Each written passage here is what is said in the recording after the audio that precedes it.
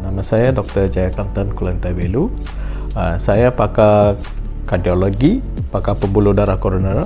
Tugas saya ialah melakukan angioplastik atau pembikinan ring untuk sumbatan di urat darah koroner.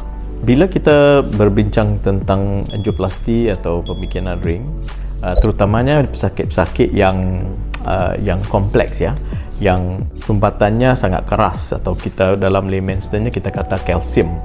Kita harus pecahkan kalsium ini belum boleh memastikan ring itu diletak dengan bagus. Antara satu alat yang boleh pecahkan ring ini, alat yang terbaru, balun yang terbaru yang dipanggilnya lytics. So lytics ini adalah sebenarnya dalam Englishnya termnya mechanical lithotripsy. Maksudnya pempecahan kalsium dengan balun tanpa memerlukan peralatan tambahan atau elektrik daripada luar. So lytics balloon ini sebenarnya ada satu balun yang mempunyai hemisfer dibuat daripada stainless steel, letak di atas balun itu. So dalam satu balun itu diletak multiple hemisfer yang kecil-kecil.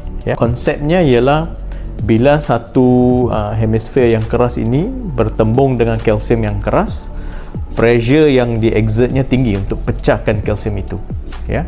Tapi bila dia bertembung dengan tisu yang normal, tidak ada injury kepada tisu yang normal. Itu yang spesialnya lytics balloon ini. Dapatkan konsultasi gratis melalui Dika.